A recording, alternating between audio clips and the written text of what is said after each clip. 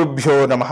ಅಖಂಡ ಮಂಡಲಾಕಾರಂ ವ್ಯಾಪ್ತಂ ಯೇನ ಚರಾಚರಂ ತತ್ಪದಂ ದರ್ಶಿತಂ ಯೇನ ತಸ್ಮೈ ಶ್ರೀ ಗುರವೇ ನಮಃ. ನಮಸ್ತೆ, ನಾನು ನಿಮ್ಮ ಆಚಾರ್ಯ ಗುರುಜಿ. 2025ನೇ ವರ್ಷದ ರಾಶಿ ಭವಿಷ್ಯವನ್ನು ತಿಳಿಸ್ಕೊಡ್ತಾ ಇದ್ದೇನೆ.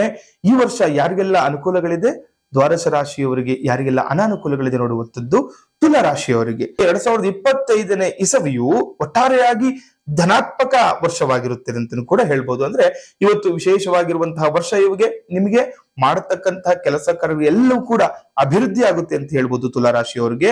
ಆದ್ರೆ ಮೇ ತಿಂಗಳ ನಂತರದಲ್ಲಿ ನೀವು ಪರಿಸ್ಥಿತಿ ಇನ್ನೂ ಅನುಕೂಲಕರವಾಗಿರುತ್ತೆ ಅಂತಲೂ ಕೂಡ ಹೇಳ್ಬೋದು. ನೋಡಿ, ಮೇ ತಿಂಗಳ ನಂತರ ನಿಮ್ಗೆ ಅನುಕೂಲ ಸೃಷ್ಟಿ ಆಗುತ್ತೆ, ಮಾಡುವಂತಹ ಕೆಲಸ ಕಾರ್ಯಗಳು ಅಭಿವೃದ್ಧಿ ಆಗುತ್ತೆ, ಮದುವೆ ವಿಚಾರದಲ್ಲಿ ನಿಮ್ಗೆ ಅನುಕೂಲ ಆಗುತ್ತೆ, ಆರೋಗ್ಯ ಸಮಸ್ಯೆಗಳು ನಿವಾರಣೆ ಆಗುತ್ತೆ. ಆದ್ರೆ ಶನಿಯು ಮಾರ್ಚ್ ತಿಂಗಳ ನಂತರದ ಶುಭದಾಯಕನಾಗ್ತಾನೆ ಅಂತ ಕೂಡ ಹೇಳ್ತಾ ಇದ್ದಾರೆ.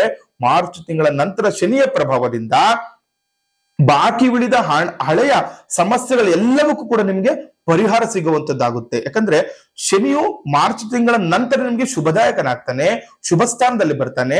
ಹಾಗಾಗಿ ನಿಮ್ಗೆ ಏನಾದ್ರು ಈಗ ಹಣ ಕೊಟ್ಟು ಕಳ್ಕೊಂಡ್ಬಿಟ್ಟಿರ್ತೀರಾ, ತುಂಬಾ ದಿವಸದಿಂದ ಬಾಕಿ ಇರುವಂತಹ ಹಣಗಳಾಗ್ಬೋದು, ಇದೆಲ್ಲವಕ್ಕೂ ಕೂಡ ಪರಿಹಾರ ಸಿಕ್ಕು ಎಲ್ಲಾ ಸಮಸ್ಯೆಗಳಿಗೂ ಕೂಡ ನಿಮ್ಗೆ ಪರಿಹಾರ ಸಿಗುತ್ತೆ. ಹಣದ ಒಳ ಅರಿವು ಕೂಡ ಹೆಚ್ಚಾಗುವಂಥದ್ದು ನೋಡ್ಬೋದು. ವಿದ್ಯಾರ್ಥಿಗಳಿಗೆ ಯಾವುದೇ ಅಡೆತಡೆಗಳು ಕೂಡ ಉಂಟಾಗುವುದಿಲ್ಲ ಅಂತ ಕೂಡ ಹೇಳ್ತಾ ಇದ್ದೆ. ವಿದ್ಯಾರ್ಥಿಗಳಿಗೂ ಕೂಡ ಈ ವರ್ಷ ತುಂಬಾ ವಿಶೇಷವಾಗಿರುವಂತಹ ದಿನ. ನಂತರ ಗುರು ಅತ್ಯಂತ ಶುಭ ಫಲಗಳನ್ನು ನೀಡುತ್ತಾನೆ ಅಂತ ಹೇಳ್ತಾ ಇದ್ದೆ. ಹಾಗಾಗಿ ನಿಮ್ಮ ಬುದ್ಧಿವಂತಿಕೆ ಹಾಗೂ ಹಿರಿಯರ ಆಶೀರ್ವಾದದಿಂದ ನಿಮ್ಮ ಭವಿಷ್ಯ ಉತ್ತಮವಾಗಿರುವಂತದ್ದು ಕೂಡ ನೋಡ್ಬೋದು ತುಲಾ ರಾಶಿಯವರಿಗೆ.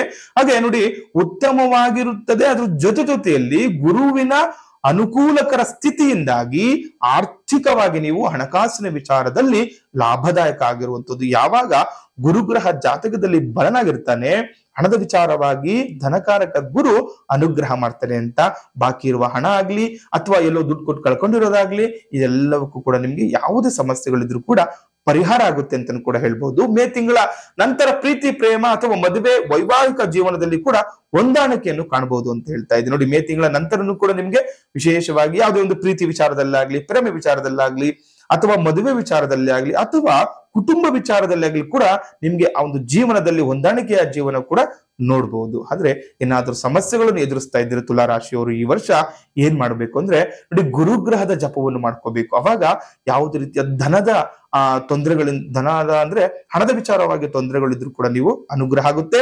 ಗುರುಗ್ರಹದ ಮಂತ್ರ ಜಪವನ್ನು ಮಾಡಬೇಕು. ಹಾಗೂ ಶನಿದೇವರಿಗೆ ಎಳ್ಳೆಣ್ಣೆಯನ್ನು ಸಮರ್ಪಣೆ ಮಾಡ್ಬೇಕು ಅಂತ ಹೇಳಿದ್ರೆ, ಯಾಕಂದ್ರೆ ಈ ಶನಿದೇವ ಮತ್ತೆ ಗುರುಗ್ರಹನು ನಾವು ಜಾತಕದಲ್ಲಿ ಆಕ್ಟಿವ್ ಮಾಡ್ಕೊಂಡಾಗ ನಿಮ್ಗೆ ಯಾವುದೇ ಸಮಸ್ಯೆಗಳನ್ನು ಕೂಡ ನೀವು ಧೈರ್ಯವಾಗಿ ಎದುರಿಸಬಹುದಾಗುತ್ತೆ.